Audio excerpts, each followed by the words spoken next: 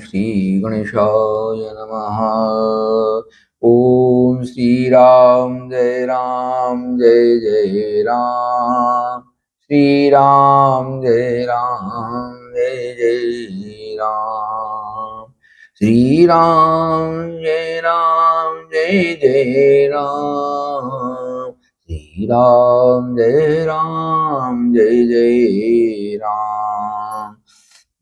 लक्ष्मण जी को अपने भाई के लिए स्वाभाविक अनुराग से जागते देख राज को बड़ा संताप हुआ। उसने रघुकुल नंदन लक्ष्मण से कहा, तात राजकुमार, तुम्हारे लिए यह आराम देने वाली शैया तैयार है, इस पर सुखपूर्वक सोकर भली भांति विश्राम कर लो।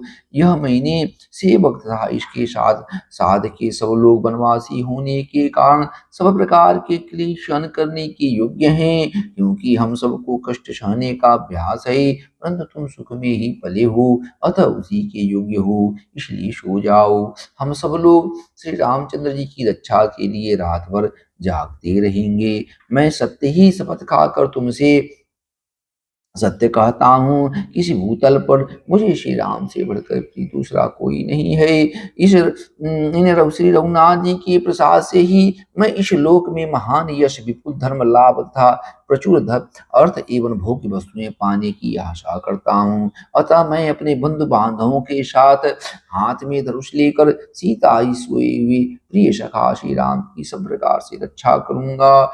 इस वन में सदा विचरते रहने के कारण मुझसे यहाँ की कोई बात छिपी नहीं है। हम लोग यहाँ शत्रु की अत्यंत शक्तिशाली विशाल चतुरंगनी सेना को भी अनायास ही जीत लेंगे। यह सुनकर लक्ष्मण ने कहा, निष्पाप साधराज, तुम धर्म पर ही दृष्टि रखते रखते हुए हमारी रक्षा करते हो, इसलिए इस स्थान पर हम सब लोगों के लिए कोई भय नहीं है। फिर भी जब महाराज दशरथ के ज्येष्ठ पुत्र सीता जी के साथ भूमि पर शयन कर रहे हैं, तब मेरे लिए उत्तम शैया पर सोकर नींद लेना, जीवन धारण के लिए स्वादिष्ट अन्न खाना अथवा दूसरे दूसरे सुखों को भोगना कैसे संभव हो सकता है। देखो, संपूर्ण देवता और असुर मिलकर भी युद्ध में जिनकी वेग को नहीं सह सकते, वे ही श्री राम इस समय सीता के साथ तिनकों के ऊपर सुख से सो रहे हैं।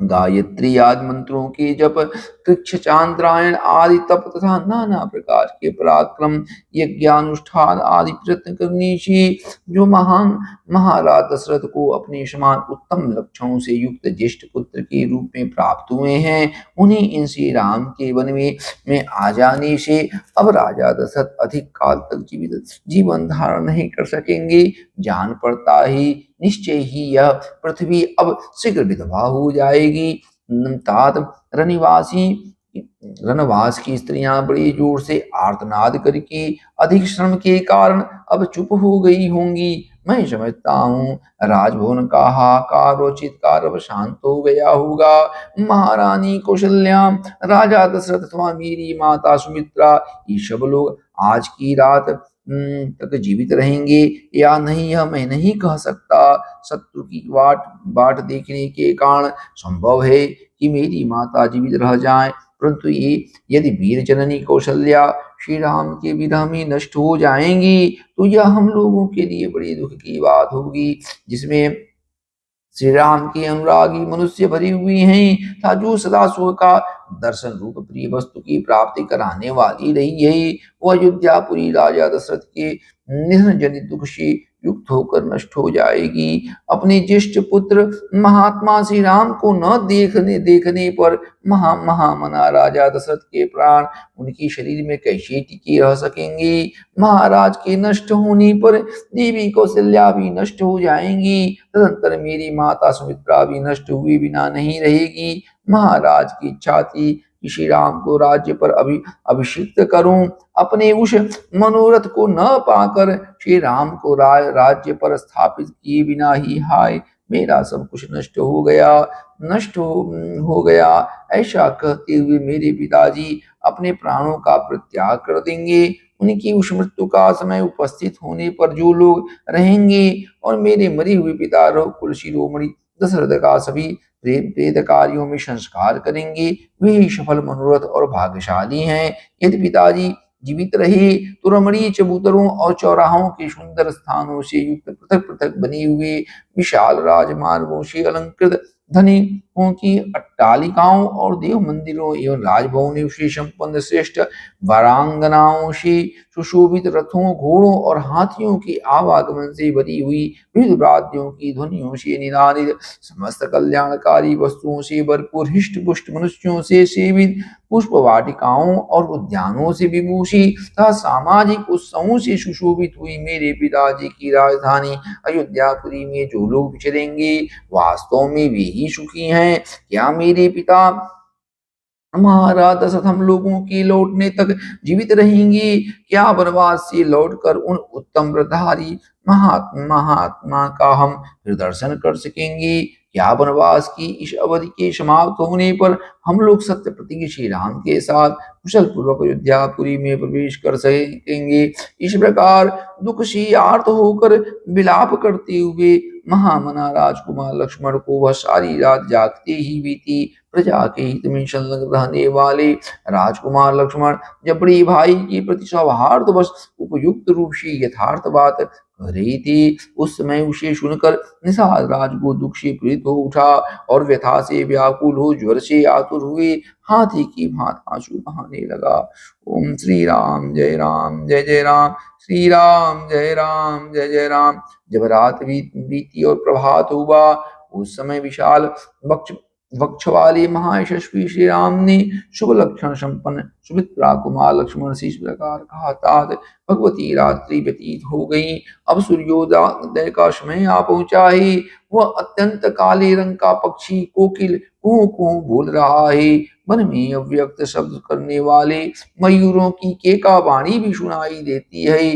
अतः सौम्य अब हमें तीव्र गति से बहने वाली समुद्रगामिनी गंगा जी के पार उतरना चाहिए। मित्रों को आनंदित करने वाले सुमित्रा कुमार लक्ष्मण ने भगवान श्री रामचंद्र जी के कथन का अभिप्राय समझकर गु और सुमित्र को बुलाकर पार उतरने की व्यवस्था करने के लिए कहा और स्वयं वे भाई के साथ आकर खड़ी हो गई। श्री रामचंद्र जी का वचन सुनकर उनका आदेश शिरोधार्य करके निषाद राज ने तुरंत अपने सचिवों को बुलाया और इस प्रकार कहा, तुम घाट पर शीघ्र ही एक ऐसी नाव ले आओ जो मजबूत होने के साथ ही सुगमता पूर्वक खेने योग्य है।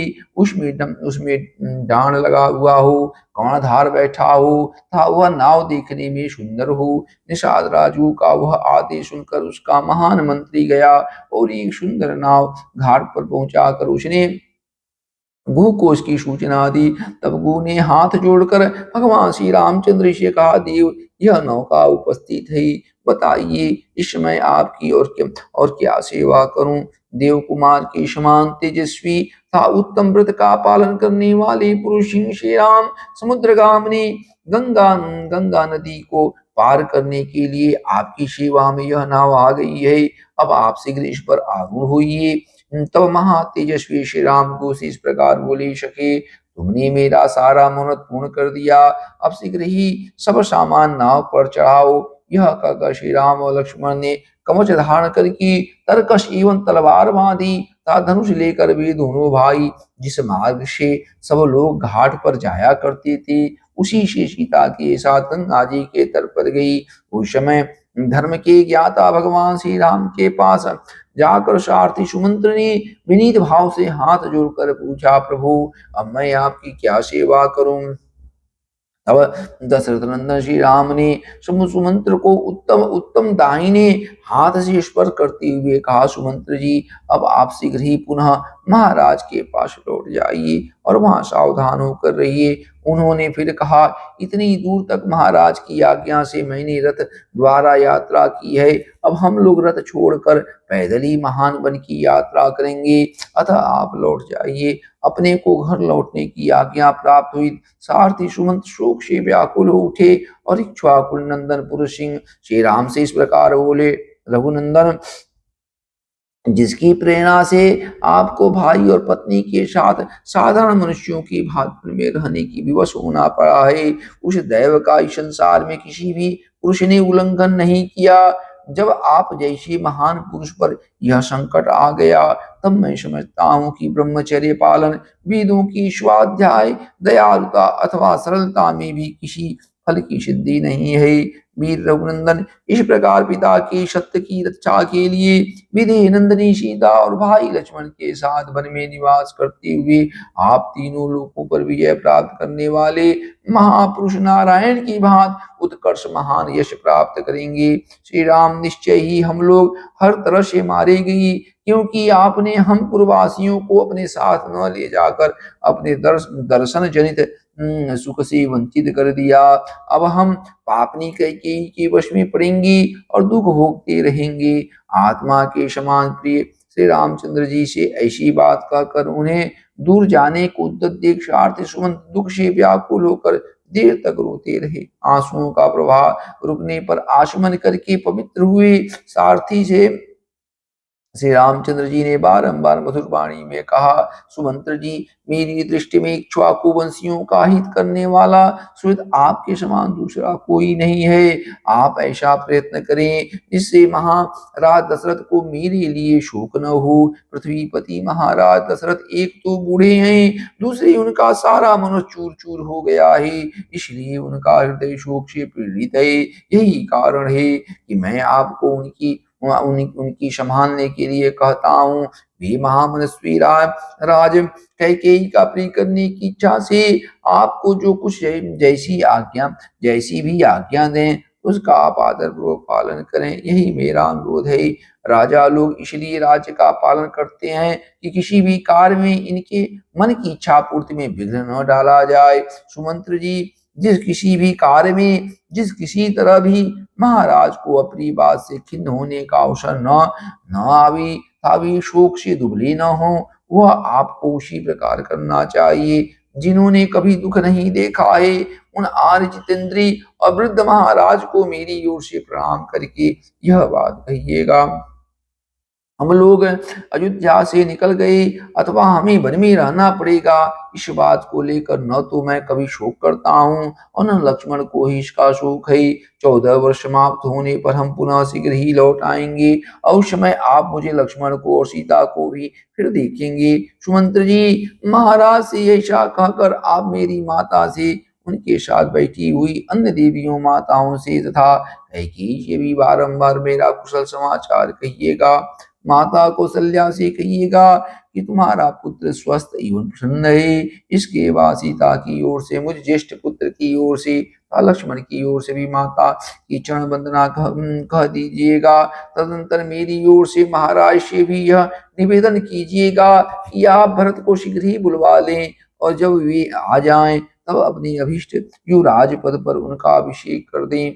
भरत को छाती से लगाकर और युवराज के पद पर अभिषिक्त करके आपको हम लोगों के वियोग से होने वाला दुख दबा नहीं सकेगा।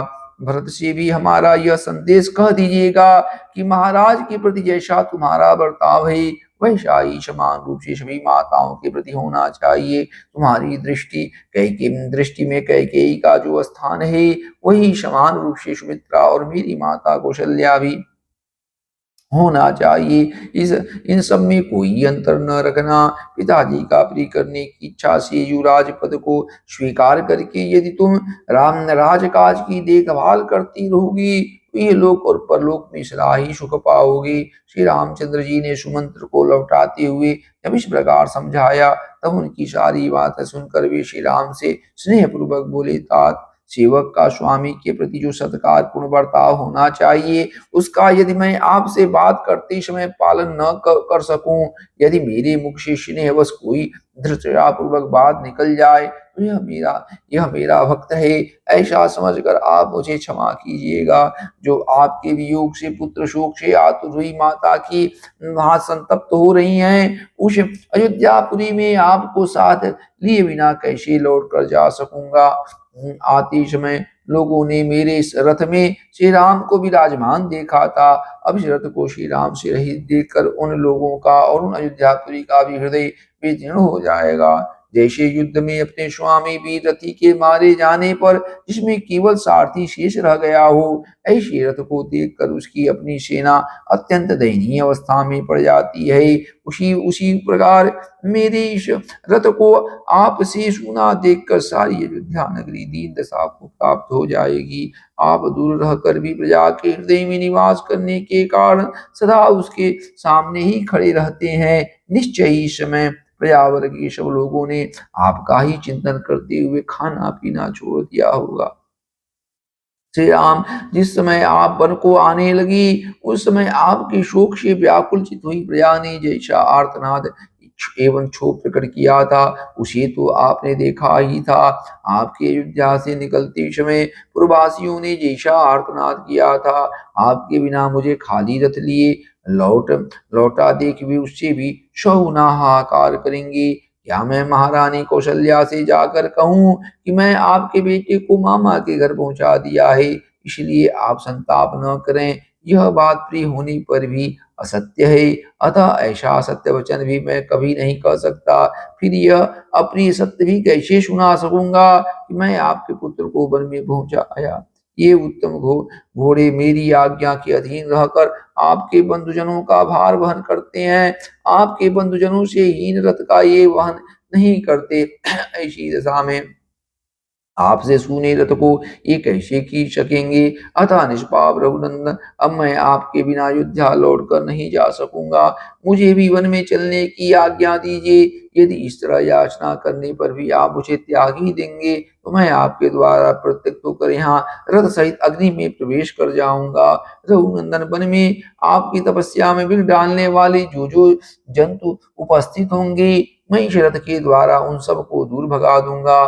श्री राम, आपकी कृपा से मुझे आपको रथ पर बिठाकर यहाँ तक लाने का सुख प्राप्त हुआ है। अब आपके ही अनुग्रह से मैं आपके साथ वन में रहने का सुख भी पाने की आशा करता हूँ। आप प्रसन्न होकर आज्ञा दीजिए, मैं वन में आपके पास ही रहना चाहता हूँ। मेरी इच्छा है कि आप प्रसन्नता पूर्वक कह दें कि तुम वन में मेरे साथ ही रहो। वीर, ये घोड़े भी यदि वन में रहते समय आपकी सेवा करेंगी तो इन्हें परम गति की प्राप्ति होगी। प्रभु, मैं वन में रहकर अपने सिर से सारे शरीर से आपकी सेवा करूंगा और सुख के आगे अयोध्या तथा देवलोक का भी सर्वथा त्याग कर दूंगा। जैसी सदाचारहीन प्राणी इंद्री की राजधानी स्वर्ग में नहीं प्रवेश कर सकता, उसी प्रकार आपके बिना अयोध्यापुरी में नहीं जा सकता। जैसे सदाचारहीन प्राणी इंद्र की राजधानी स्वर्ग में नहीं प्रवेश कर सकता, उसी प्रकार आपके बिना मैं अयोध्यापुरी में नहीं जा सकता। मेरी यह अभिलाषा है कि जब वनवास से वनवास की अवधि समाप्त हो जाए तब फिर इसी रथ पर बिठाकर आपको अयोध्यापुरी में ले चलूं। वन में आपके साथ रहने से ये 14 वर्ष मेरे लिए 14 क्षणों के समान बीत जाएंगे, अन्यथा 1400 वर्षों के समान भारी जान पड़ेंगे। अतः भक्त वत्सल, आप मेरे स्वामी के पुत्र हैं। आप जिस रथ पर चल रहे हैं उसी पर आपकी सेवा के लिए साथ चलने को मैं भी तैयार खड़ा हूँ। मैं आपके प्रति भक्ति रखता हूँ, आपका वृत्त हूँ और वृत्त जनोचित मर्यादा के भीतर स्थित हूँ, अतः आप मेरा प्रत्याग न करें। इस तरह अनेक प्रकार से दीन वचन कहकर बारंबार याचना करने वाले सुमंत्र से सेवकों पर कृपा करने वाले श्री राम ने इस प्रकार कहा, सुमंत्र जी, आप स्वामी के प्रति स्नेह रखने वाले हैं। मुझ में आपकी जो उत्कृष्ट भक्ति है उसे मैं जानता हूँ। फिर भी जिस कार्य के लिए मैं आपको यहाँ से अयोध्यापुरी में भेज रहा हूँ उसे सुनिए। जब आप नगर को लौट जाएंगे तब आपको देखकर मेरी छोटी माता कैकेयी को ये विश्वास हो जाएगा कि राम वन को चले गए। इसके विपरीत यदि आप नहीं गई उसे संतोष नहीं होगा। मेरे वनवासी हो जाने पर भी वह धर्मपरायण महाराज दशरथ के प्रति मिथ्यावादी होने का संदेह करे, ऐसा मैं नहीं चाहता। आपको भेजने में मेरा मुख्य उद्देश्य यही है कि मेरी छोटी माता कैकेयी भरत द्वारा सुरक्षित समृद्धशाली राज्य को हस्तगत कर ले। सुमंत्र जी, मेरा राम महाराज का प्रिय करने के लिए आप अयोध्यापुरी को अवश्य बधाइए और आपको जिनके लिए जो संदेश दिया गया है वह सब वहां जाकर उन लोगों से कह दीजिए। ऐसा कहकर श्री राम ने सुमंत्र को बारंबार सांत्वना दी। इसके बाद उन्होंने घोषे उत्साह पूर्वक यह युक्त युक्त बात कही, निषाद राज को इस समय मेरे लिए ऐसे वन में रहना उचित नहीं है जहाँ जनपद के लोगों का आना जाना अधिक होता है। अब अवश्य मुझे निर्जन वन के आश्रम में ही वास करना चाहिए। इसके लिए जटाधारण आदि आवश्यक विधि का मुझे पालन करना चाहिए। अतः फल मूल का आहार और पृथ्वी पर शयन आदि नियमों को ग्रहण करके मैं सीता और लक्ष्मण की अनुमति लेकर पिता का हित करने की इच्छा से सिर पर तपस्वी जनों के आभूषण भूत जटा धारण करके यहाँ से वन को जाऊंगा। मेरे केशों को जटा का रूप देने के लिए तुम बड़का दूध ला दो। भू ने तुरंत ही बड़का दूध लाकर श्री राम को दिया। श्री राम ने उसके द्वारा लक्ष्मण की तथा अपनी जटाएं बनाई। महाबाहु पुरुष श्री राम तत्काल जटाधारी हो गई। उस उस समय वे दोनों भाई श्री राम लक्ष्मण वल्कल वस्त्र और जटामंडल धारण करके ऋषियों के समान शोभा पाने लगी। तदनंतर वानप्रस्थ मार्ग का आश्रय लेकर लक्ष्मण सहित श्री राम ने वानप्रस्थोचित व्रत को ग्रहण किया। तत्पश्चात वे अपने सहायक को से बोले, निषाद राज, तुम सेवा खजाना खजाना किला और राज्य के विषय में सदा सावधान रहना, क्योंकि राज्य की रक्षा का काम बड़ा कठिन माना गया है। वो को इस प्रकार आज्ञा देकर उससे विदा ले इक्ष्वाकु नंदन श्री रामचंद्र जी पत्नी और लक्ष्मण के साथ तुरंत ही वहां से चल दिए। उस समय उनके चित्त में तनिक भी व्यग्रता नहीं थी। नदी के तट पर लगी हुई नाव को देखकर इक्ष्वाकु नंदन श्री राम ने शीघ्रगामी गंगा नदी के पार जाने की इच्छा से लक्ष्मण को संबोधित करके कहा, पुरुष सिंह, यह सामने नाव खड़ी है, तुम मनस्विनी सीता को पकड़कर धीरे से उस पर बिठा लो, फिर स्वयं भी नाव पर बैठ जाओ। भाई का यह आदेश सुनकर मन को वश में रखने वाले लक्ष्मण ने पूर्णतः उसके अनुकूल चलते हुए पहले मिथिलेश कुमारी सीता जी को नाव पर बिठाया, फिर स्वयं भी उस पर आरूढ़ हुए। सबके अंत में लक्ष्मण की बड़ी भाई तेजस्वी श्री राम स्वयं नौका पर बैठे। तदनंतर निषाद राजगुरु ने अपने भाई बंधुओं को नौका खेने का आदेश दिया। महातेजस्वी श्री रामचंद्र जी भी उस नाव पर आरूढ़ होने के पश्चात अपने हित के उद्देश्य ब्राह्मण और क्षत्रियों के जपने योग्य दैवी नाव इत्यादि वैदिक मंत्र का जप करने लगी। फिर शास्त्र विधि के अनुसार आचमन करके सीता के साथ उन्होंने प्रसन्न चित्त होकर गंगा जी को प्रणाम किया। महारथी लक्ष्मण ने भी उन्हें मस्तक झुकाया। इसके बाद श्री राम ने सुमंत्र को तथा सेना सहित को भी जाने की आज्ञा दी। नाव पर भली भांति बैठकर मल्लाहों को उसे चलने का आदेश दिया। तदनंतर मल्लाहों ने नाव चलाई। कर्णधार सावधान होकर उसका संचालन करता था। वेग से सुंदर डांट चलाने वाले के कारण वह नाव बड़ी तेजी से पानी पर बढ़ने लगी। भागीरथी की बीच धारा में पहुंचकर सती साध्वी विदेह नंदिनी सीता ने हाथ जोड़कर गंगा जी से यह प्रार्थना की, देवी गंगे, यह परम बुद्धिमान महाराज दशरथ के पुत्र हैं और पिता की आज्ञा का पालन करने के लिए वन में जा रहे हैं। यह आपसे सुरक्षित होकर पिता की इस आज्ञा का पालन कर सकें, ऐसी कृपा कीजिए। वन में पूरे 14 वर्षों तक निवास करके ये मेरे तथा अपने भाई के साथ पुनः अयोध्यापुरी को लौटेंगे। सौभाग्यशालिनी देवी गंगे, उस समय वन से पुनः कुशलता पूर्वक लौटने पर संपूर्ण मनोरथों से संपन्न हुई मैं बड़ी प्रसन्नता के साथ आपकी पूजा करूंगी। स्वर्ग, भूतल और पाताल तीनों मार्गों पर विचरने वाली देवी, तुम यहाँ से ब्रह्मलोक तक फैली हुई हो और इस लोक में समुद्र राज की पत्नी के रूप में दिखाई देती हो। शोभाशालिनी देवी, पुरुष सिंह श्री राम जब पुनः वन से सकुशल लौटकर अपना राज्य प्राप्त कर लेंगे, तब मैं सीता पुनः आपको मस्तक झुकाऊंगी और आपकी स्तुति करूंगी। इतना ही नहीं, मैं आपका प्रिय करने की इच्छा से ब्राह्मणों को 1 लाख गौवें, बहुत से वस्त्र तथा उत्तम उत्तम अन्न प्रदान करूंगी।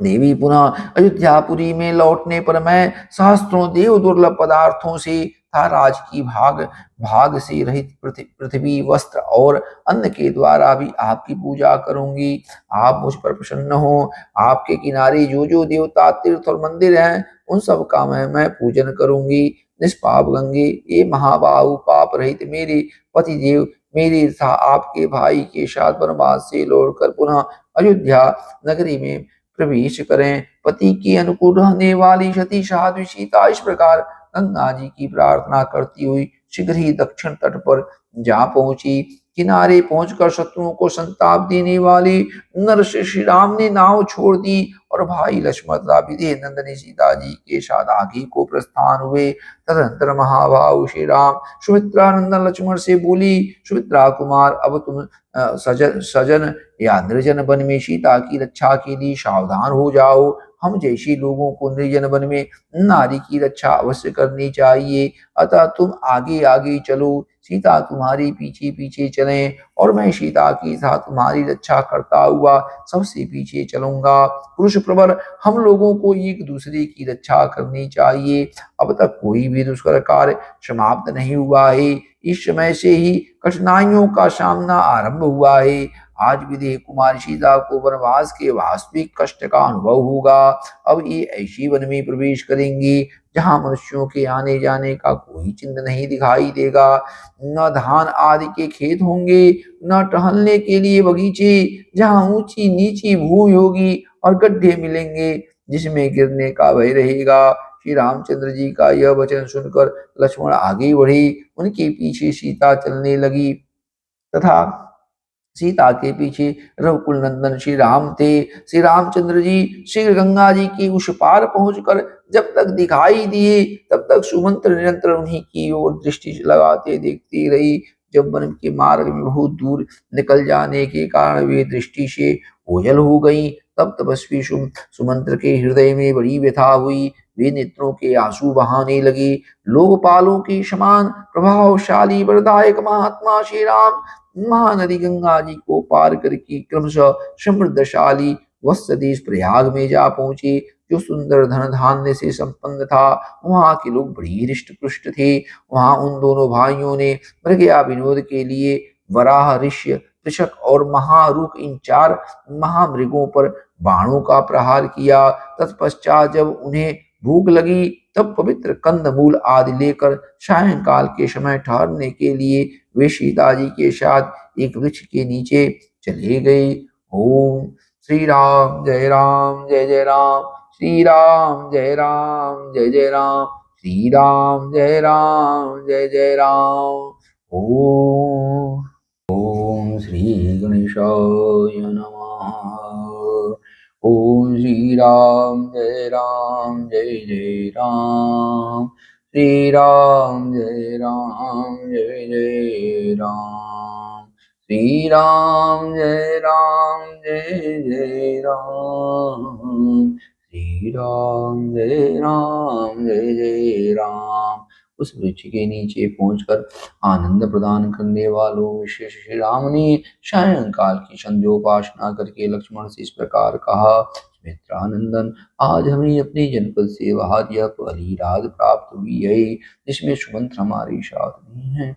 इस रात को पार कर तुम्हें नगर की सुख सुविधाओं के लिए उत्कंठित नहीं होना चाहिए। लक्ष्मण, आज से हम दोनों भाइयों को आलस्य छोड़कर रात में जागना होगा, क्योंकि सीता के योगक्षेम हम दोनों के ही अधीन है। सुमित्रानंदन, यह रात हम लोग किसी तरह बिताएंगे और स्वयं संग्रह करके लाए हुए तिनकों और पत्तों की शैया बनाकर उसी भूमि पर बिछाकर उस पर किसी तरह सो लेंगे। जो बहुमूल्य शैया पर सोने के योग्य थी, वे श्री राम भूमि पर ही बैठकर सुमित्रा कुमार लक्ष्मण से ईश्वर बातें कहने लगे। लक्ष्मण, आज महाराज निश्चय ही बड़ी दुख से सो रहे होंगे, परंतु कैकेयी सफल मनोरथ होने के कारण बहुत संतुष्ट होगी। कहीं ऐसा न हो कि रानी कैकेयी भरत को आया देख राज्य के लिए महाराज को प्राणों से भी वियुक्त कर दे। महाराज का कोई रक्षक न होने के कारण वे इस समय अनाथ हैं, बूढ़े हैं और उन्हें मेरे वियोग का सामना करना पड़ा है। उनकी कामना मन में ही रह गई। सावी कैकेयी के वश में पड़ गई। ऐसी दशा में वे बेचारे अपनी रक्षा के लिए क्या करेंगे।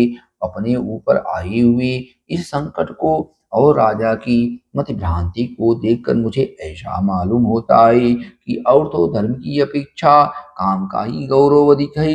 लक्ष्मण पिताजी ने जिस तरह मुझे त्याग दिया है, इस प्रकार अत्यंत अज्ञ होने पर भी कौन ऐसा पुरुष होगा जो एक स्त्री के लिए अपने आज्ञाकारी पुत्र का परित्याग कर देगा। कैकेयी कुमार भरत ही सुखी और सौभाग्यवती स्त्री के पति हैं, जो अकेले ही हृष्ट पुष्ट मनुष्यों से भरी हुई कौशल देश का सम्राट की भांति पालन करेंगे। पिताजी अत्यंत वृद्ध हो गए हैं और मैं वन में चला आया हूँ। ऐसी दशा में केवल भरत ही समस्त राज्य की श्रेष्ठ सुख का उपभोग करेंगे। सच है, जो अर्थ और धर्म का परित्याग करके केवल काम का अनुसरण करता है, वह उसी प्रकार शीघ्र ही आपत्ति में पड़ जाता है, जैसे इस समय महाराज दशरथ पड़े हैं। सौम्य, मैं समझता हूँ कि महाराज दशरथ के प्राणों का अंत करने, मुझे देश निकाला देने और भरत को राज्य दिलाने के लिए ही कैकेयी इस राजभवन में आई है। इस समय भी सौभाग्य की मद से मोहित हुई कैकेयी मेरे कारण कौशल्या और सुमित्रा को कष्ट पहुंचा सकती है। हम लोगों के कारण तुम्हारी माता सुमित्रा देवी को बड़ी दुख की साथ वहां रहना पड़ा। अतः लक्ष्मण, तुम यहीं से कल प्रातः काल अयोध्या को लौट जाओ। मैं अकेला ही सीता के साथ दंड कारण वन को जाऊंगा। तुम वहां मेरी असहाय माता कौशल्या के सहायक हो जाओगे। धर्मज्ञ लक्ष्मण, कैकेयी के कर्म बड़ी खोटे हैं। वह द्वेषवश अन्याय भी कर सकती है, तुम्हारी और मेरी माता को जहर भी दे सकती है। तात सुमित्रा कुमार, निश्चय ही पूर्व जन्म में मेरी माता ने कुछ स्त्रियों का उनके पुत्रों से वियोग कराया होगा। उसी पाप का यह पुत्र भिक्षु रूप फल आज उन्हें प्राप्त हुआ है। मेरी माता ने चीरकाल तक मेरा पालन पोषण किया और स्वयं दुख सहकर मुझे बड़ा किया। अब जब पुत्र से प्राप्त होने वाले सुख रूपी फल की भोगने का अवसर आया, तब मैंने माता कौशल्या को अपने से विलग कर दिया। मुझे धिक्कार है, सुमित्रा नंदन, कोई भी सौभाग्यवती स्त्री कभी ऐसा पुत्र को जन्म न दी जैसा मैं हूँ, क्योंकि मैं अपनी माता को अनंत सुख दे रहा हूँ। लक्ष्मण, मैं तो ऐसा मानता हूँ कि माता कौशल्या में मुझसे अधिक प्रेम उनकी पाली हुई वह सारिका ही करती है, क्योंकि उसके मुख से माँ को सदा यह बात सुनाई देती है कि हे तोते, तू शत्रु के पैर पैर को काट खा। अर्थात हमें पालने वाली माता कौशल्या के शत्रु के पांव को चोंच मार दे। वह पक्षिणी होकर माता का इतना ध्यान रखती है और मैं उनका पुत्र होकर भी उनके लिए कुछ नहीं कर पाता। शत्रुदमन, जो मेरे लिए शोकमग्न रहती है, मंदभागिनी सी हो रही है और पुत्र का कोई फल न पाने के कारण निपुती सी हो गई है, उस मेरी माता को कुछ भी उपकार न करने वाले मुझ जैसे पुत्र से क्या प्रयोजन है। मुझसे बिछुड़ जाने के कारण माता कौशल्या वास्तव में मंदभागिनी हो गई है और शोक के समुद्र में पड़कर अत्यंत दुख से आतुर हो उसी में शयन करती है। लक्ष्मण, यदि मैं कुपित हो जाऊं तो अपने बाणों द्वारा अकेला ही अयोध्यापुरी तथा समस्त भूमंडल को निष्कंटक बनाकर अपने अधिकार में ले लूं, परंतु पारलौकिक हित साधन में बल पराक्रम कारण नहीं होता है, इसलिए मैं ऐसा नहीं कर सकता। कर रहा हूँ निष्पाप लक्ष्मण, मैं अधर्म और परलोक के डर से डरता हूँ, इसलिए आज अयोध्या के राज्य पर अपना अभिषेक नहीं कराता हूँ। यह तथा और भी बहुत सी बातें कहकर श्री राम ने उस निर्जन वन में करुणाजनक विलाप किया। तत्पश्चात वे उस रात में चुपचाप बैठ गई। उस समय उनके मुख पर आंसुओं की धारा बह रही थी और दीनता छा रही थी। विलाप से निवृत्त होने पर श्री राम ज्वाला रहित अग्नि और वेग शून्य समुद्र के समान शांत प्रतीत होते थे। उस समय लक्ष्मण ने उन्हें आश्वासन देते हुए कहा, अस्त्रधारियों में श्रेष्ठ श्री राम, आपके निकल आने से निश्चय ही आज अयोध्यापुरी चंद्रहीन रात्रि के समान निस्तेज हो गई। पुरुषोत्तम श्री राम, आप जो इस तरह संतप्त हो रहे हैं, यह आपके लिए कदापि उचित नहीं है। आप ऐसा करके सीता को और मुझको भी खेद में डाल रहे हैं। रघुनंदन, आपके बिना सीता और मैं दोनों दो घड़ी भी जीवित नहीं रह सकते। ठीक उसी तरह जैसे जल से निकाले हुए मत्स्य नहीं जीते हैं, शत्रुओं को ताप देने वाले रघुवीर, आपके बिना आज मैं न तो पिताजी को, न भाई शत्रुओं को, न माता सुमित्रा को और न स्वर्गलोक को ही देखना चाहता हूँ। तदनंतर वहां बैठे हुए धर्मवत्सल सीता और श्री राम ने थोड़ी ही दूर पर वट वृक्ष के नीचे लक्ष्मण द्वारा सुंदर ढंग से निर्मित हुई शैया देखकर उसी का आश्रय लिया, अर्थात वे दोनों वहां जाकर सो गई। शत्रुओं को संताप देने वाले रघुनाथ जी ने इस प्रकार वनवास के प्रति आदर पूर्वक कही हुई लक्ष्मण की अत्यंत उत्तम वचनों को सुनकर स्वयं भी दीर्घ काल के लिए वनवास रूप धर्म को स्वीकार करके संपूर्ण वर्षों तक लक्ष्मण को अपने साथ वन में रहने की अनुमति दे दी। तदनंतर उस महान निर्जन वन में रघुवंश की वृद्धि करने वाले वे दोनों महाबली वीर पर्वत शिखर पर विरचने वाले दो सिंहों के समान कभी भय और कभी उद्वेग को नहीं प्राप्त हुए। ओम श्री राम जय राम जय जय राम, श्री राम जय राम जय जय राम। उस महान वृक्ष के नीचे वह सुंदर रात बिताकर वे सब लोग निर्मल सूर्योदय काल में उस स्थान से आगे को प्रस्थित हुए जहाँ भागीरथी गंगा से यमुना मिलती हैं। उस स्थान पर जाने के लिए वे महान वन के भीतर से होकर यात्रा करने लगे। वे तीनों यशस्वी यात्री मार्ग में जहाँ तहाँ जो पहले कभी देखने में भी नहीं आई थी, ऐसी अनेक प्रकार के भूभाग का मनोहर प्रदेश देखते हुए आगे बढ़ रहे थे। सुखपूर्वक आराम से उठते बैठते यात्रा करते हुए उन तीनों ने फूलों से सुशोभित भांति भांति के वृक्षों का दर्शन किया। इस प्रकार जब दिन प्राय समाप्त हो चला, तब श्री राम ने लक्ष्मण से कहा, सुमित्रानंदन वह देखो, प्रयाग के पास भगवान अग्निदेव की ध्वजा रूप उत्तम धूम उठ रहा है। मालूम होता है मुनिवर भरद्वाज यही है। निश्चय ही हम लोग गंगा यमुना के संगम के पास आ पहुंचे हैं, क्योंकि दो नदियों के जलों के परस्पर टकराने से जो शब्द प्रकट होता है वह सुनाई दे रहा है। वन में उत्पन्न हुए फल मूल और काष्ठ आदि से जीविका चलाने वाले लोगों ने जो लकड़ियां काटी हैं वे दिखाई देती हैं, तथा जिनकी लकड़ियां काटी गई हैं वे नाना प्रकार के वृक्ष भी आश्रम के समीप दृष्टिगोचर हो रहे हैं। इस प्रकार बातचीत करते हुए वे दोनों धनुर्धर वीर श्री राम और लक्ष्मण सूर्यास्त होते होते गंगा यमुना के संगम के समीप मुनिवर भरद्वाज के आश्रम पर जा पहुंचे। श्री रामचंद्र जी आश्रम की सीमा में पहुंचकर अपने धनुर्धर वेश के द्वारा वहां के पशु पक्षियों को डराते हुए दोही घड़ी में तैर करने योग्य मार्ग से चलकर भरद्वाज मुनि के समीप जा पहुंचे। आश्रम में पहुंचकर महर्षि के दर्शन की इच्छा वाली सीता सहित वे दोनों वीर कुछ दूर पर ही खड़ी हो गई। दूर खड़े हो महर्षि के शिष्य ने अपने आगमन की सूचना दिलवाकर भीतर आने की अनुमति प्राप्त कर लेने के बाद पर्णशाला में प्रवेश करके उन्होंने तपस्या के प्रभाव से तीनों कालों की सारी बातें देखने की दिव्य दृष्टि प्राप्त कर लेने वाले एकाग्रचित्त तथा तीक्ष्ण व्रतधारी महात्मा भरद्वाज ऋषि का दर्शन किया, जो अग्निहोत्र करके शिष्यों से घिरे हुए आसन पर विराजमान थे। महर्षियों को देखते ही लक्ष्मण और सीता सहित महाभाग श्री राम ने हाथ जोड़कर उनके चरणों में प्रणाम किया। तत्पश्चात लक्ष्मण की बड़ी भाई श्री रघुनाथ जी ने उनसे इस प्रकार अपना परिचय दिया, भगवान हम दोनों राजा दशरथ के पुत्र ही, मेरा नाम राम और इनका लक्ष्मण ही था। ये विदेह राज जनक की पुत्री और मेरी कल्याणमयी पत्नी सती साध्वी सीता हैं, जो निर्जन तपोवन में भी मेरा साथ देने के लिए आई हैं। पिता की आज्ञा से मुझे वन की ओर आते देख ये मेरे प्रिय अनुज भाई सुमित्रा कुमार लक्ष्मण भी वन में ही रहने का व्रत लेकर मेरे पीछे पीछे चले आए हैं। भगवान इस प्रकार पिता की आज्ञा से हम तीनों तपोवन में आएंगे और वहां फल मूल का आहार करते हुए धर्म का ही आचरण करेंगे। परम बुद्धिमान राजकुमार श्री राम का वह वचन सुनकर धर्मात्मा भरद्वाज मुनि ने उनके लिए आतिथ्य सत्कार के रूप में एक गौ तथा अर्घ जल समर्पित किया।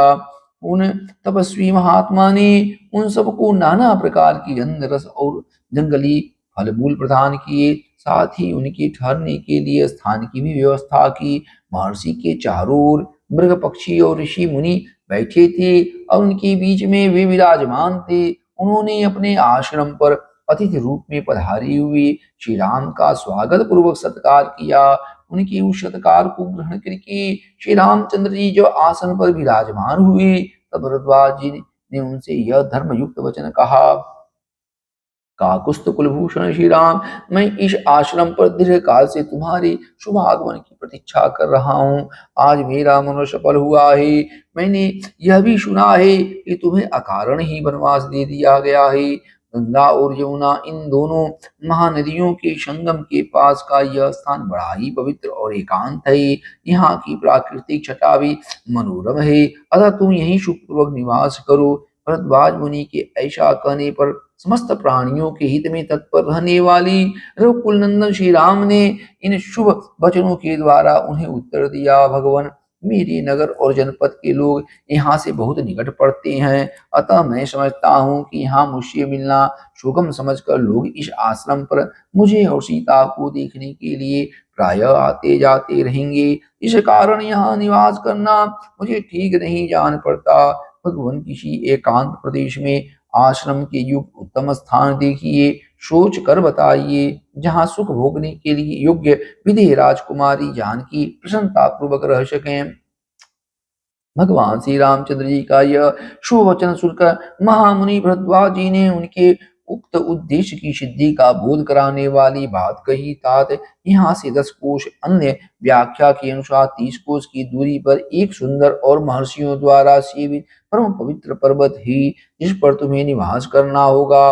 उस पर बहुत से लंगूर विचरते रहते हैं, वहां बानर और वृक्ष भी निवास करते हैं। वह पर्वत चित्रकूट नाम से विख्यात है और गंधमादन के समान मनोहर है। जब मनुष्य चित्रकूट की शिखरों का दर्शन कर लेता है, तो कल्याणकारी पुण्य कर्मों का फल पा लेता है और कभी पाप में मन नहीं लगता है। वहां बहुत से ऋषि, जिनके सिर के बाल वृद्धावस्था के कारण खोपड़ी की भांति सफेद हो गए हैं, तपस्या द्वारा सैकड़ों वर्षों तक क्रीड़ा करके स्वर्ग लोक को चले गए हैं। उसी पर्वत को मैं तुम्हारे लिए एकांतवास के योग्य और सुखद मानता हूँ। अथवा श्री राम, तुम वनवास के उद्देश्य से मेरे साथ इस आश्रम पर ही रहो। ऐसा कहकर भरद्वाज जी ने पत्नी और भ्राता सहित प्रिय अतिथि श्री राम का हर्ष बढ़ाते हुए सब प्रकार की मनोवांछित वस्तुओं द्वारा उन सबका आतिथ्य सत्कार किया। प्रयाग में भगवान श्री रामचंद्र जी महर्षि के पास बैठकर विचित्र बातें करते हुए इतने में ही पुण्यमयी रात्रि का आगमन हुआ। वे सुख भोगने योग्य होने पर भी परिश्रम से बहुत थक गई थी, इसलिए भरद्वाज मुनि के उस मनोहर आश्रम में श्री राम ने लक्ष्मण और सीता के साथ सुखपूर्वक वह रात्रि व्यतीत की। तदनंतर वह रात बीती और प्रातः काल हुआ। तब पुरुष श्री राम प्रज्वलित तेज वाले भरद्वाज मुनि के पास गए और बोले, भगवान, आप स्वभावतः सत्य बोलने वाले हैं। आज हम लोगों ने आपके आश्रम में बड़ी आराम से रात बिताई है। अब आप हमें आगे के गंतव्य स्थान पर जाने के लिए आज्ञा प्रदान करें। रात बीतने और सबेरा होने पर भगवान श्री राम की इस प्रकार पूछने पर भरद्वाज जी ने कहा, महाबली श्री राम, तुम मधुर फल मूल से संपन्न चित्रकूट पर्वत पर जाओ। मैं उसी को तुम्हारे लिए उपयुक्त निवास स्थान मानता हूँ। वह सुविख्यात चित्रकूट पर्वत नाना प्रकार के वृक्षों से हरा भरा है। वहां बहुत से किन्नर और सर्प निवास करते हैं। मोरों के कलवरों से वह और रमणीय प्रतीत होता है। बहुत से गजराज उस पर्वत का सेवन करते हैं, तुम वहीं चले जाओ। वह पर्वत परम पवित्र, रमणीय तथा बहुसंख्यक फल मूलों से संपन्न है। वहां झुंड के झुंड हाथी और हिरण वन के भीतर विचरते रहते हैं। रघुनंदन, तुम उन सबको प्रत्यक्ष देखोगे। मंदाकिनी नदी, अनेकानेक जल स्रोत, पर्वत शिखर, गुफा, कंदरा और झरने भी तुम्हारे देखने में आएंगे। वह पर्वत सीता के साथ विचरते हुए तुम्हारे मन को आनंद प्रदान करेगा। हर्ष में भरी हुई टिड्डिप और कोकिलों के कलवरों द्वारा वह पर्वत यात्रियों का मनोरंजन सा करता है। वह परम सुखद एवं कल्याणकारी है। मदमत्त मृगों और बहुसंख्यक मत वाले हाथियों ने उसकी रमणीयता को और बढ़ा दिया है। तुम उसी पर्वत पर जाकर डेरा डालो और उसमें निवास करो। श्री राम जय राम जय जय राम, श्री राम जय राम जय जय राम। उस आश्रम में रात भर रहकर शत्रुओं का दमन करने वाले वे दोनों राजकुमार महर्षि को प्रणाम करके चित्रकूट पर्वत पर जाने को उद्यत हुए। उन तीनों को प्रस्थान करते देख महर्षि ने उनके लिए उसी प्रकार स्वस्ति वाचन किया जैसे पिता अपने और पुत्रों को यात्रा करते देख उनके लिए मंगल सूचक आशीर्वाद देता है। तदंतर महातेजस्वी महामुनि भरद्वाज ने सत्य पराक्रम की श्री राम से इस प्रकार कहना आरंभ किया। नरश्रेष्ठ, तुम दोनों भाई गंगा और यमुना के संगम पर पहुंचकर जिनमें पश्चिम मुखी होकर गंगा मिली हैं उन महानदी यमुना के निकट जाना। रघुनंदन, तदंतर गंगा जी के जल के वेग से अपने प्रवाह के प्रतिकूल दिशा में मुड़ी हुई यमुना के पास पहुंचकर लोगों के आने जाने का कारण उनके पद चिन्हों से चिन्हित हुए अनवरत प्रदेश पार उतरने के लिए उपयोगी घाट को अच्छी तरह देखभाल कर वहां जाना और एक बेड़ा बनाकर उसी के द्वारा सूर्य कन्या यमुना जी के उस पार उतर जाना। तत्पश्चात आगे जाने पर एक बहुत बड़ा बरगद का वृक्ष मिलेगा जिसके पत्ते हरे रंग के हैं। वह चारों ओर से बहुसंख्यक दूसरे वृक्षों द्वारा घिरा हुआ है। उस वृक्ष का नाम श्याम वट है। उसकी छाया के नीचे बहुत से सिद्ध पुरुष निवास करते हैं। वहां पहुंचकर सीता दोनों हाथ जोड़कर उस वृक्ष से आशीर्वाद की याचना करें। या यात्री की इच्छा हो तो उस वृक्ष के पास जाकर कुछ काल तक वहां निवास करें अथवा वहां से आगे बढ़ जाएं। श्यामवट से एक कोस दूर जाने पर तुम्हें नीलवन का दर्शन होगा।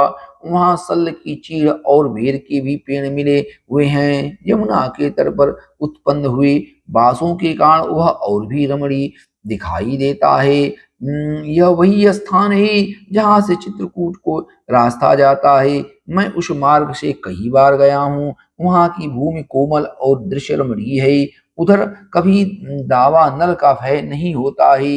इस प्रकार मार्ग बताकर जब महर्षि भरद्वाज लौटने लगे तब श्री राम ने तथास्तु कहकर उनके चरणों में प्रणाम किया और कहा, अब आप आश्रम को लौट जाइए। उन महर्षि के लौट जाने पर श्री राम ने लक्ष्मण से कहा, सुमित्रानंदन, तुम्हारा कल्याण हो। ये मुनि हमारे ऊपर जो इतनी कृपा रखते हैं इससे जान पड़ता है कि हम लोगों ने पहले कभी महान पुण्य किया है। इस प्रकार बातचीत करते हुए वे दोनों मनस्वी पुरुष सिंह सीता को ही आगे करके यमुना नदी के तट पर गई। वहां कालिंदी का स्रोत बड़ी तीव्र गति से प्रभावित हो रहा था। वहां पहुंचकर वे इस चिंता में पड़ी कि कैसे नदी को पार किया जाए, क्योंकि वे तुरंत ही यमुना जी के जल को पार करना चाहते थे। फिर उन दोनों भाइयों ने जंगल के सूखे काठ बटोर कर उन्हीं के द्वारा एक बहुत बड़ा बेड़ा तैयार किया। वह बेड़ा सूखे बांसों से व्याप्त था और उसके ऊपर खस बिछाया गया था। तदनंतर पराक्रमी लक्ष्मण ने बेत और जामुन की टहनियों को काट कर सीता के बैठने के लिए एक सुखद आसन तैयार किया। दशरथ नंदन श्री राम ने लक्ष्मी के समान अचिंत ऐश्वर्य वाली अपनी प्रिया सीता को जो कुछ लज्जित सी हो रही थी उस बेड़े पर चढ़ा दिया और उनकी बगल में वस्त्र एवं आभूषण रख दिए। फिर सीता श्री राम ने बड़ी सावधानी के साथ खंती कुदारी और बकरे के चमड़े से मड़ी हुई पिटारी को भी बेड़े पर ही रखा। इस प्रकार पहले सीता को चढ़ाकर वे दोनों भाई दशरथ कुमार श्री राम और लक्ष्मण उस बेड़े को पकड़ कर खेने लगे। उन्होंने बड़ी प्रसन्न और प्रसन्नता के साथ नदी को पार करना आरंभ किया।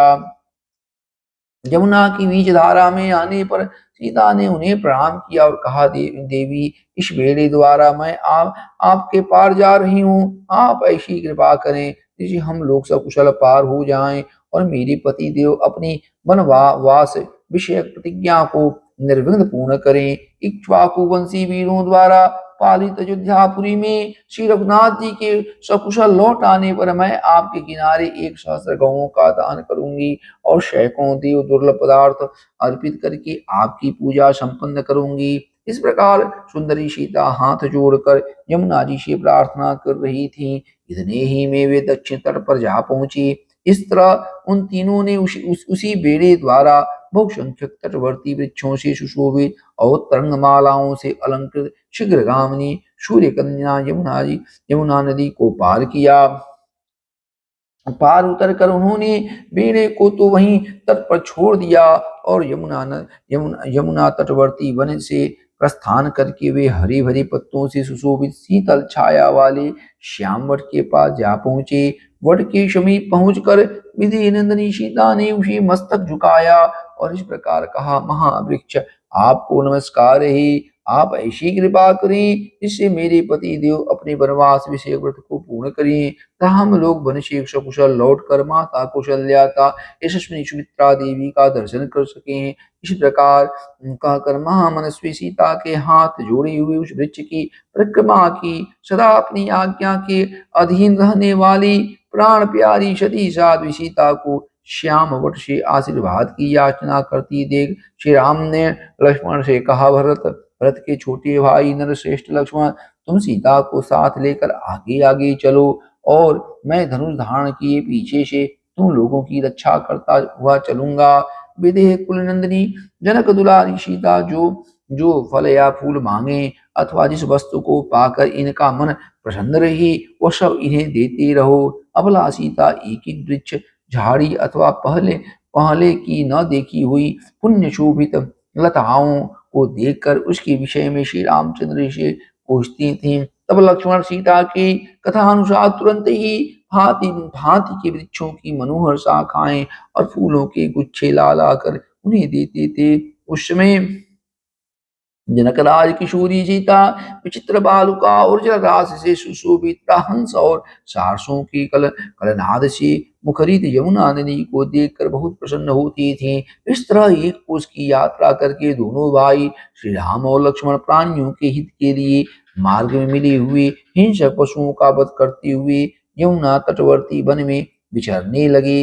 उदार दृष्टि वाली वे सीता लक्ष्मण और श्री राम मोरों के झुंडों की मीठी बोली से गूंजते तथा हाथियों और बानरों से भरी हुई उस सुंदर वन में घूम फिर कर शीघ्र ही यमुना नदी के समतल तट पर आ गए और रात में उन्होंने वहीं निवास किया। श्री राम जय राम जय जय राम, श्री राम जय राम जय जय राम।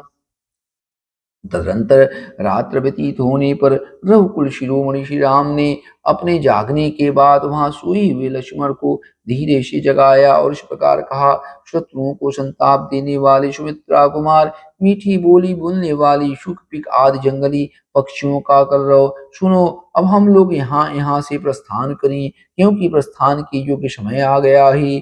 सोए हुए लक्ष्मण ने अपने बड़े भाई द्वारा ठीक समय पर जगा दिए जाने पर निद्रा आलस्य तथा राह चलने की थकावट को दूर कर दिया। फिर सब लोग उठे और यमुना नदी के शीतल जल में स्नान आदि करके ऋषि मुनियों द्वारा सेवित चित्रकूट के उस मार्ग पर चल दिए। उस समय लक्ष्मण के साथ वहां से प्रस्थित हुए श्री राम ने कमल नयनी सीता से इस प्रकार कहा, विदेह राज नंदिनी, इस वसंत ऋतु में सब ओर से खिले हुए इन पलाश वृक्षों को तो देखो, ये अपने ही पुण्यों से पुष्पमालाधारी से प्रतीत होते हैं और उन फूलों की अरुण प्रभा के कारण प्रज्वलित होते से दिखाई देते हैं। देखो ये भिलावें और बेल के पेड़ अपने फूलों और फलों के भार से झुके हुए हैं। दूसरे मनुष्यों का यहाँ तक आना संभव न होने से ये उनके द्वारा उपयोग में नहीं लाए गए हैं, अतः निश्चय ही इन फलों से हम जीवन निर्वाह कर सकेंगे। फिर लक्ष्मण से कहा, लक्ष्मण देखो यहाँ के एक एक वृक्ष में मधुमक्खियों द्वारा लगाए और पुष्ट किए गए मधु के छत्ते कैसे लटक रहे हैं। इन सब में एक एक द्रोण लगभग 16 सेर मधु भरा हुआ है।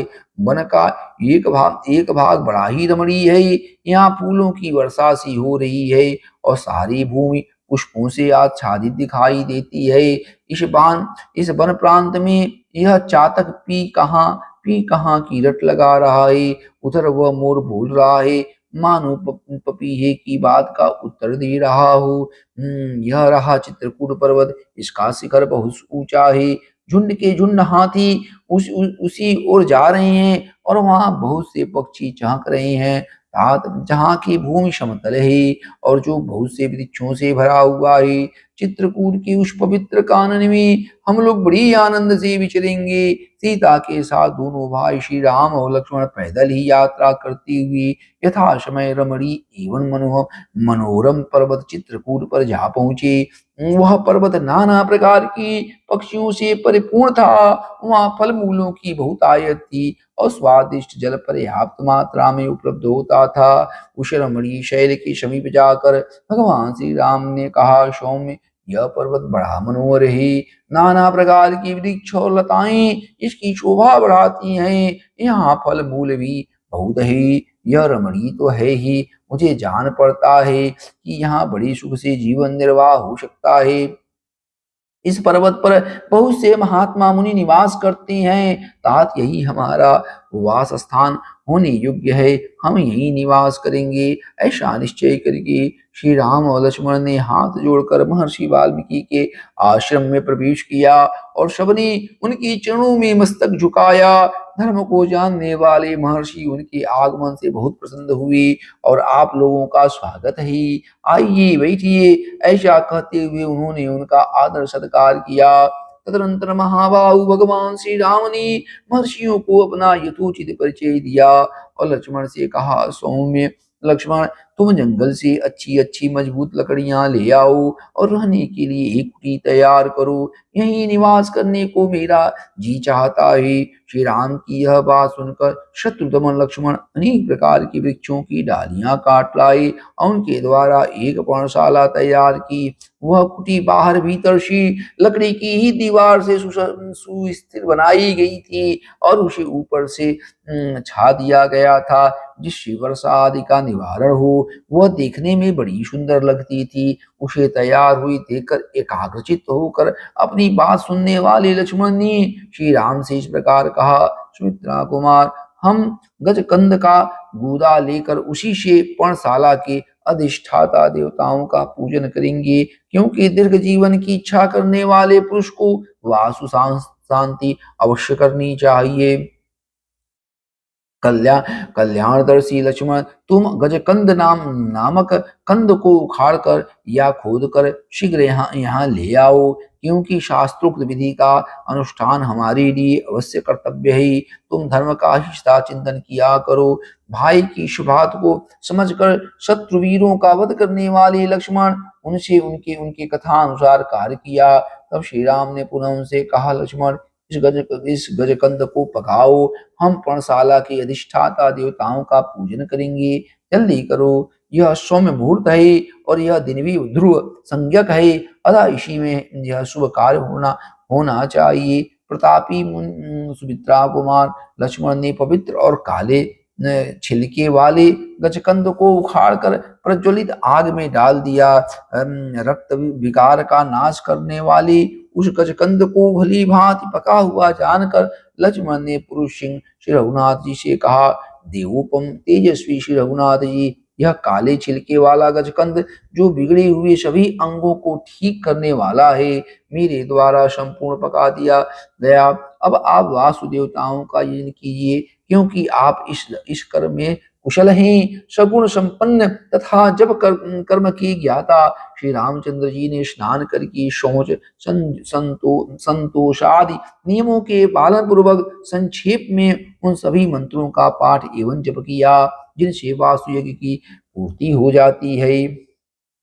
समस्त देवताओं का पूजन करके पवित्र भाव से श्री राम ने पर्णकुटी में प्रवेश किया। उस समय अमित तेजस्वी श्री राम के मन में बड़ा आह्लाद हुआ। तत्पश्चात बलि वैश्वदेव कर्म, रुद्रयाग तथा वैष्णव याग करके श्री राम ने वासुदोष की शांति के लिए मंगल पाठ किया। नदी में विधि पूर्वक स्नान करके न्यायतः गायत्री आदि मंत्रों का जप करने के अनंतर श्री राम ने पंचशूनाय आदि दोषों की शांति के लिए उत्तम परिक्रम संपन्न किया। रघुनाथ जी ने अपनी छोटी सी कुटी के अनुरूप ही वेद स्थलों 8 दिक्पालों के लिए बलि समर्पण के स्थानों, चैत्यों, गणेश आदि स्थानों तथा आयतनों, विष्णु आदि देवों के स्थानों का निर्माण एवं स्थापन किया। वह मनोहर कुटी उपयुक्त स्थान पर बनी थी। उसे वृक्षों के पत्तों से छाया गया था और उसके भीतर प्रचंड वायु से बचने का पूरा पूरा प्रबंध था। सीता लक्ष्मण और श्री राम सबने एक साथ उसमें उसमें निवास निवास के लिए प्रवेश किया। ठीक वैसे ही जैसे देवता लोग सुधर्मा सभा में प्रवेश करते हैं। चित्रकूट पर्वत बड़ा ही रमणीय था।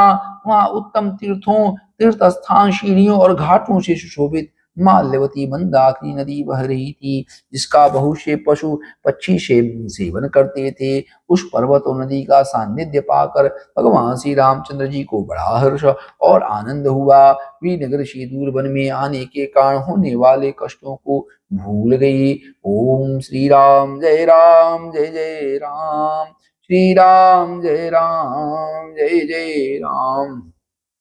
इधर जब श्री राम गंगा के दक्षिण तट पर उतर गई, तब गुह दुख से व्याकुल हो सुमंत्र के साथ बड़ी देर तक बातचीत करता रहा। इसके बाद वह सुमंत्र को साथ ले अपने घर को चला गया।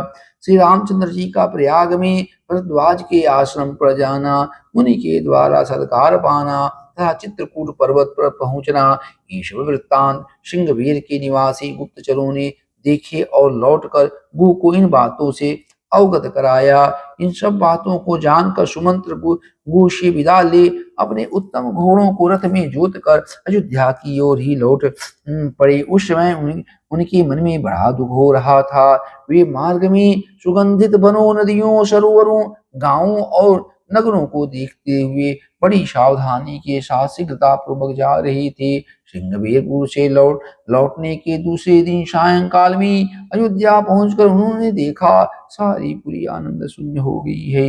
वहां कहीं एक शब्द भी सुनाई नहीं देता और सारी पुरी ऐसी नीरव थी मानो मनुष्यों से सुनी हो गई हो। अयोध्या अयोध्या की ऐसी दशा देखकर सुमंत्र के मन में बड़ा दुख हुआ।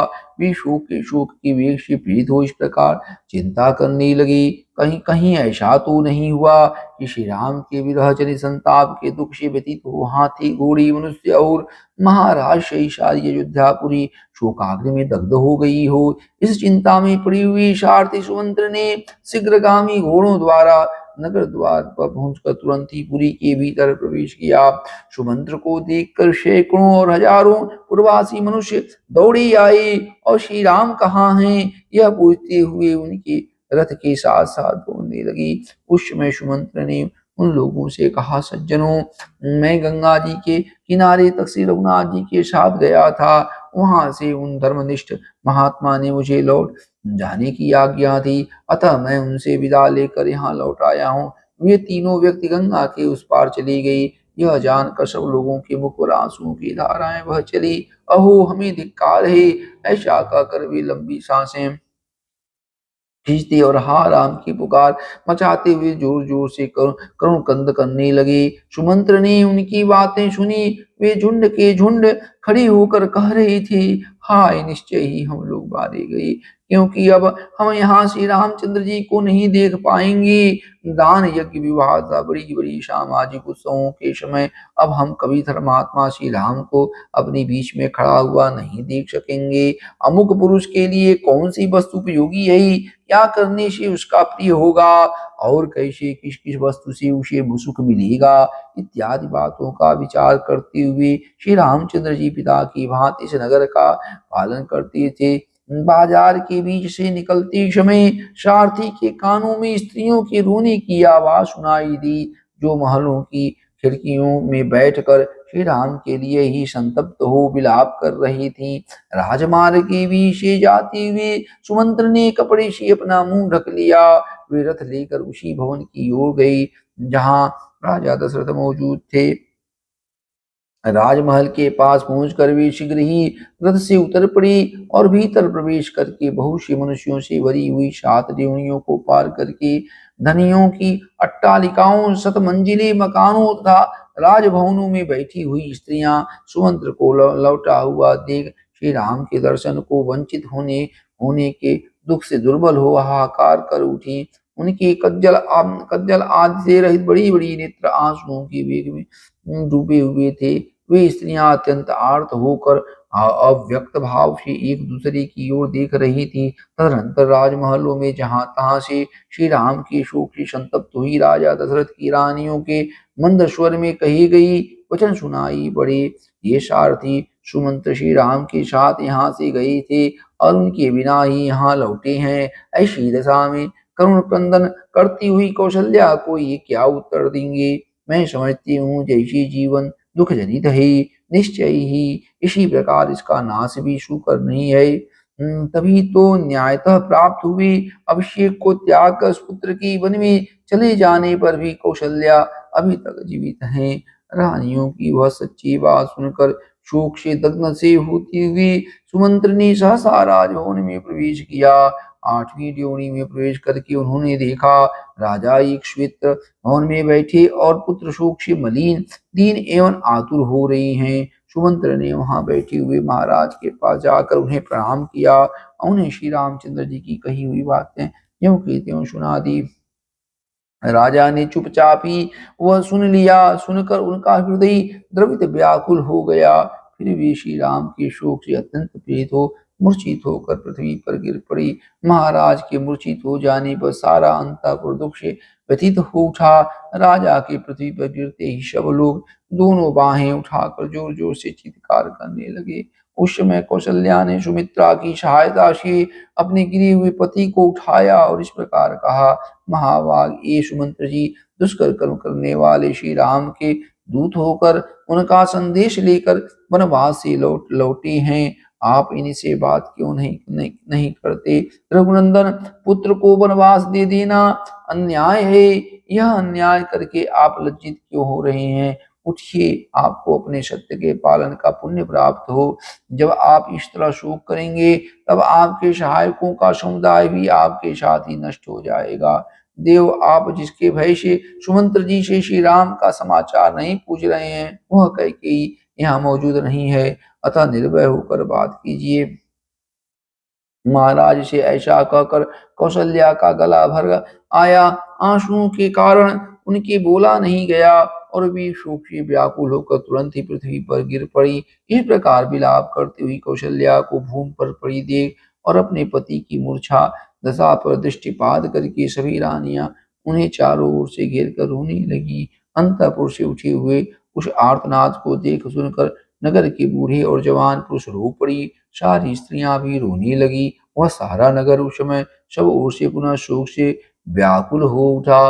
ओम श्री राम जय राम जय जय राम, श्री राम जय राम जय जय राम। मूर्छा दूर होने पर जब राजा को चेत हुआ तब सुस्थिर चित्त होकर उन्होंने श्री राम का वृत्तांत सुनने के लिए सारथी सुमंत्र को सामने बुलाया। उस समय सुमंत्र श्री राम के ही शोक और चिंता में निरंतर डूबे रहने वाले दुख शोक में व्याकुल महाराज दशरथ के पास हाथ जोड़कर खड़ी हो गई। जैसे जंगल से तुरंत पकड़ कर लाया हुआ हाथी अपने युद्धपति गजराज का चिंतन करके लंबी सांस खींचता और अत्यंत संतप्त अस्वस्थ हो जाता है, उसी प्रकार बूढ़े राजा दशरथ श्री राम के लिए अत्यंत संतप्त हो लंबी सांस खींचकर उन्हीं का ध्यान करते हुए अस्वस्थ से हो गई थी। राजा ने देखा सारथी का सारा शरीर धूल से भर गया है। यह सामने खड़ा है, इसके मुख पर आंसुओं की धारा बह रही है और अत्यंत दीन दिखाई देता है। इस अवस्था में राजा ने अत्यंत आर्त होकर उनसे पूछा, सूद, धर्मात्मा श्री राम वृक्ष की जड़ का सहारा ले कहाँ निवास करेंगी? जो अत्यंत सुख में पले थे वे मेरे लाडले राम वहां क्या खाएंगे? सुमंत्र जो दुख भोगने के योग्य नहीं है उन्हीं श्री राम को भारी दुख प्राप्त हुआ है। जो राजोचित सैया पर शयन करने योग्य हैं वे राजकुमार श्री राम अनाथ की भांति भूमि पर कैसे सोते होंगे? जिनके यात्रा करते समय पीछे पीछे पैदलों, रथियों और हाथी सवारियों की सेना चलती थी, वे ही श्री राम निर्जन वन में पहुंचकर वहां कैसे निवास करेंगे? जहां अजगर और व्याघ्र, सिंह आदि हिंसक पशु विचरते हैं तथा काले सर्प जिसका जिसका सेवन करते हैं, उसी वन का आश्रय लेने वाले मेरे दोनों कुमार सीता के साथ वहां कैसे रहेंगे? सुमंत्र, परम सुकुमारी तपस्विनी सीता के साथ वे दोनों राजकुमार श्री राम और लक्ष्मण रथ से उतर कर पैदल कैसे कैसे गए होंगे। सारथी तुम कृतकृत्य हो गए क्योंकि जैसे दोनों अश्वनी कुमार मंदराचल के वन में जाते हैं, उसी प्रकार वन के भीतर प्रवेश करते हुए मेरे दोनों पुत्रों को तुमने अपनी आंखों से देखा है। सुमंत्र वन में पहुंचकर श्री राम ने तुमसे क्या कहा, लक्ष्मण ने भी क्या कहा था, मिथिलेश कुमारी सीता ने क्या संदेश दिया। सूत तुम श्री राम के बैठने सोने और खाने पीने से संबंध रखने वाली बातें बताओ। जैसे स्वर्ग से गिरे हुए राजा आदि सतपुरुषों के बीच में उपस्थित होने पर सत्संग के प्रभाव से पुनः सुखी हो गई थी, उसी प्रकार तुम जैसे साधु पुरुष के मुख से पुत्र का वृत्तांत सुनने से मैं सुखपूर्वक जीवन धारण कर सकूंगा। महाराज के इस प्रकार पूछने पर सारथी सुमंत्र ने आंसुओं से रुधी हुई गदगद वाणी द्वारा उनसे कहा, महाराज महाराज श्री रामचंद्र जी ने धर्म का ही निरंतर पालन करते हुए दोनों हाथ जोड़कर और मस्तक झुकाकर कहा है, सूत तुम मेरी ओर से आत्मज्ञानी तथा बंदनी मेरे महात्मा पिता के दोनों चरणों में प्रणाम कहना तथा अंतपुर में सभी माताओं को मेरी योग्यता समाचार देते हुए उनसे विशेष रूप से मेरा यथोचित प्रणाम निवेदन करना। इसके बाद मेरी माता कौशल्या से मेरा प्रणाम करके बताना कि मैं कुशल से हूँ और धर्म पालन में सावधान रहता हूँ। फिर उनको मेरा यह संदेश सुनाना कि माँ तुम सदा धर्म में तत्पर रहकर यथा समय अग्निशाला की शिवन अग्निहोत्र कार्य में संलग्न रहना। देवी महाराज को देवताओं के समान मानकर उनके चरणों की सेवा करना रहना। अम्बे जिसमें राजा का अनुराग ही उस कैकेयी को भी श्रेष्ठ मानकर उसका सत्कार करना। कुमार भरत के प्रति राजोचित बर्ताव करना। राजा छोटी उम्र के हों तो भी वे आदरणीय ही होते हैं, इस राजधर्म को याद रखना। कुमार भरत से भी मेरा कुशल समाचार बताकर उनसे मेरी ओर से कहना, भैया तुम सभी माताओं के प्रति न्यायोचित बर्ताव करते रहना। इक्ष्वाकुल का आनंद बढ़ाने वाले महाभाव भरत ने यह भी कहना चाहिए कि जो राजपद पर अभिषिक्त होने के बाद भी तुम राज सिंहासन पर विराजमान पिताजी की रक्षा एवं सेवा में संलग्न रहना। राजा बहुत बूढ़े हो गए हैं, ऐसा मानकर तुम उनका विरोध न करना, उन्हें राज सिंहासन से न उतारना। जो राजपद पर ही प्रतिष्ठित कर रहकर उनकी आज्ञा का पालन करते हुए जीवन निर्वाह करना। फिर उन्होंने नेत्रों से बहुत आंसू बहाते हुए मुझसे भरत से कहने के लिए ही यह संदेश दिया, भरत मेरी पुत्र वत्सला, माता को अपनी ही माता के समान समझना। मुझसे इतना ही कहा कर महाबाहु महायशस्वी कवल नयन श्री राम बड़ी बेग से आंसुओं की वर्षा करने लगे। परंतु लक्ष्मण उस समय अत्यंत कुपित हो लंबी सांस खींचते हुए बोले, सुमंत्र जी किस अपराध के कारण महाराज ने इन राजकुमार श्री राम को देश निकाला दे दिया है। राजा ने कैकेयी का आदेश सुनकर झट से उसे पूर्ण करने की प्रतिज्ञा कर ली। उनका यह कार्य उचित हो या अनुचित, परंतु हम लोगों को उसके कारण कष्ट भोगना ही पड़ता है। श्री राम को वनवास देना कैकेयी के लोभ के कारण हुआ हो अथवा राजा के दिए हुए वरदान के कारण मेरी दृष्टि में यह सर्वदा पापी किया गया है। यह श्री राम को वनवास देने का कार्य राजा की स्वेच्छाचारणता के कारण किया गया हो अथवा ईश्वर की प्रेरणा से, परंतु मुझे श्री राम के प्रत्याग का कोई समुचित कारण नहीं दिखाई देता है। बुद्धि की कमी अथवा तुच्छता के कारण उचित अनुचित का विचार किए बिना ही जो यह राम वनवासी रूपी शास्त्र विरुद्ध कार्य आरंभ किया गया है, यह अवश्य ही निंदा और दुख का जनक होगा। मुझे इस समय महाराज में पिता का भाव नहीं दिखाई देता। अब तो रघुकुल नंदन श्री राम ही मेरे भाई स्वामी बंधु बांधव तथा पिता हैं, जो संपूर्ण लोगों के हित में तत्पर होने के कारण सब लोगों के प्रिय हैं। उनका उन श्री राम का प्रत्याग करके राजा ने जो यह क्रूरता पूर्वक पाप कृत किया है, इसके कारण अब सारा संसार उनमें कैसे अनुरुक्त रह सकता है। अब उनमें राजोचित गुण कहाँ रह गया है, जिनमें समस्त प्रजा का मन रमता है। उन धर्मात्मा श्री राम को देश निकाला देकर समस्त लोगों का विरोध करने के कारण अब वे कैसे राजा हो सकेंगे। महाराज तपस्विनी जनक नंदिनी सीता जो लंबी सांस खींचती हुई इस प्रकार निश्चेष्ट खड़ी थी, मानो उनमें किसी भूत का आवेश हो गया हो। वे भूली सी जान पड़ती थी। उन यशस्विनी राजकुमारी ने पहले कभी ऐसा संकट नहीं देखा था। वे पति के ही दुख से दुखी होकर रो रही थी। उन्होंने मुझसे कुछ भी नहीं कहा। मुझे इधर आने के लिए उद्यत देख भी सूखे मुंह से पति की ओर देखती हुई सहसा आंसू बहाने लगी थी। इस प्रकार लक्ष्मण की भुजाओं से सुरक्षित श्री राम उस समय हाथ जोड़े खड़े थे। उनके मुख पर आंसुओं की धारा बह रही थी। उसमें सीता भी रोती हुई भी कभी आपसे इस रथ की ओर देखती थी और कभी मेरी ओर। श्री राम जय राम जय जय राम श्री राम जय राम जय जय राम श्री राम जय राम जय जय राम श्री राम जय राम जय जय राम।